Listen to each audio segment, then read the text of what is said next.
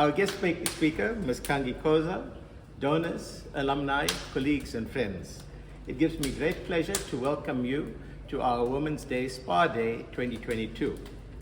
South African National Women's Day is celebrated on the 9th of August, the day on which 20,000 women marched to the Union buildings to protest against the carrying of passes in 1956.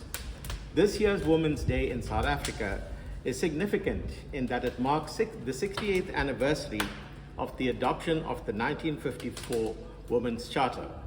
Also, it is the 27th anniversary since the country ratified the Convention on the Elimination of All Forms of Discrimination Against Women. The struggle for freedom for women continues today, albeit in different forms and guises such as gender-based violence. UWC categorically condemns such violent, unacceptable, and discriminatory behavior. From an international perspective, International Women's Day is a global day celebrating the social, economic, cultural, political achievements of women.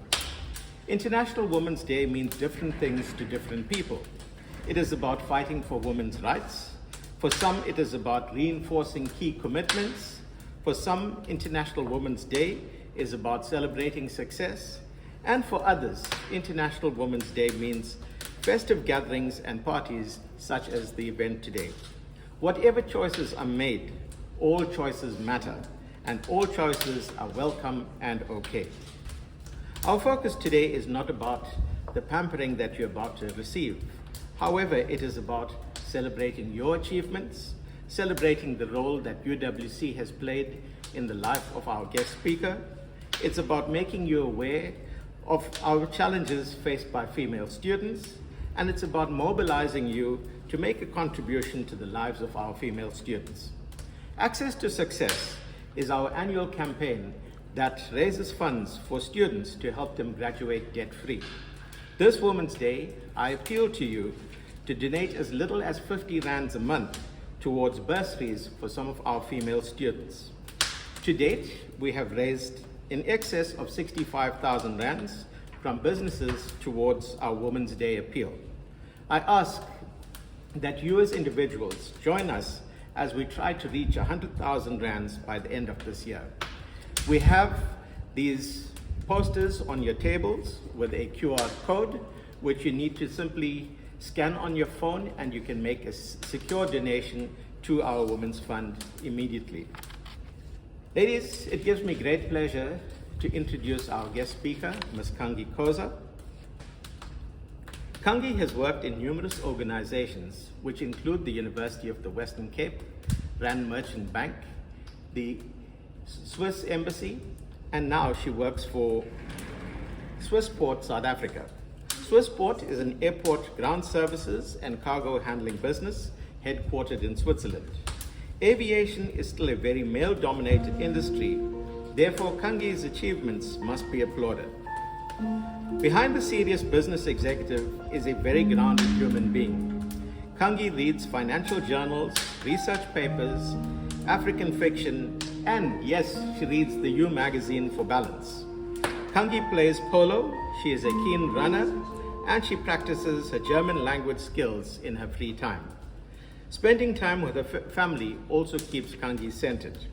Her favorite destinations in South Africa are Cape Town, which is her spiritual retreat, and KZN, which is her ancestral retreat. Her favorite international destination is Switzerland because she admires them for their economic systems. If Khangi was stranded on a deserted island, she would want to take someone who is a problem solver, a thinker, a spiritual person, and an energetic person to give her company. Ladies and gentlemen, it gives me great pleasure to introduce Ms. Khangi Khoza. It's certainly a privilege to be here. I wasn't aware that today's event is also aimed at raising funds for the student bursary scheme. And I heard you mention that your target is 100,000 Rand and you're sitting at 65,000 Rand, so consider it done. We'll help you meet.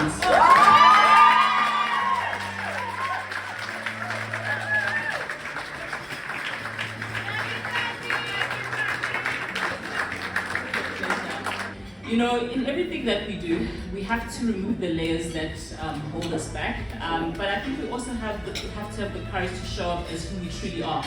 As the world grapples today, I don't know if you've seen in the press with the Prime Minister of Finland. She was apparently videoed at a party, and the world seems outraged that she likes to party. I mean, here she is as a 30-something female who leads a freaking country, never mind her company, and the world is surprised that she acts like a 30-something female in her spare time, right?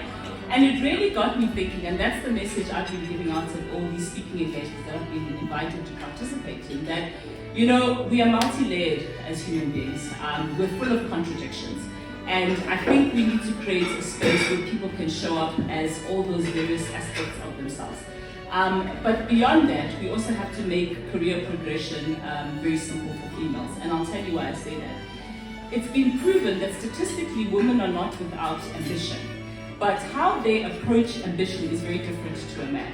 In my experience, women only opt for a job once they're overqualified for it. I mean, if I compare myself, and no disrespect to my male counterparts in my sector, but aviation is an industry where people come in as working class. I mean, we have people within our organization who earn minimum wage, for example, because, you know, these are the guys who come in and offload bags of aircraft, for example, which is a great thing because it means that we accept people from all walks of life. You can be a school leaver, you can have grade 9, we have a job for you, as well as if you're a professional.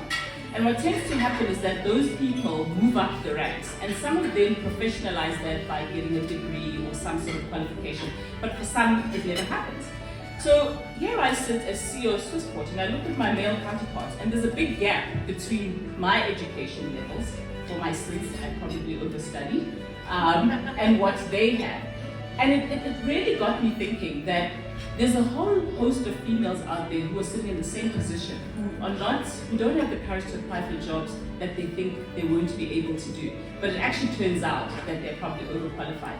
So then my approach became different. That when it comes to even female employees, I assume that they have opted in to be considered for promotions. And it's only when the individual says, no, thank you for considering me, but I am opting out, that we then remove them. But we no longer insist that people select themselves or apply and say, please consider me for a promotion. By virtue of working in the organization, I assume that you're amongst the pool of talent that we should be considering. And I think these are small ways that we can tweak the workplace to adapt to how females, approach ambition and their careers and their professional lives by understanding how they think about these things. And I also think women tend to live their lives in phases because biologically we have no other option, right? You only have a certain amount of time to achieve certain things as a female because we are the ones who bring life into the world, and so it's not always possible to be following your career ambition. And I think for me, that's something that's extremely important, is finding ways to make the workplace more, open to women and making sure that we create an environment where women feel that we would, progress them as quickly as possible through their careers. So thank you, ladies, for listening to me. I don't know if any of you have any questions, but I did plan on having a roving mic to allow people who have questions to ask me any questions. But again, I'm very grateful to be here with you this afternoon. Love the idea of the access to education and the bursary scheme that you started. It makes our life easier as corporates when we can find a matchmaking exercise between the funds that we have and also creating opportunities within our sector by providing that funding and that bursary money for anyone who would like to come into our sector. So I look forward to taking that conversation further with UWC. But yeah, thank you for having me.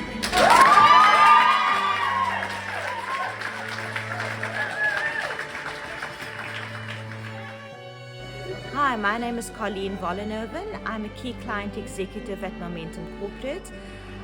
What an honor to be at this event today. I'm a proud UWC alumni, and through the hardships that we've gone through for the last couple of years, this event has really been far beyond my expectations. It's been so well thought through. the special touches that the team has brought has really touched me as an individual. And I think it was much needed by everyone that's here today. The excitement and the exhilaration shown by all of the ladies is tangible.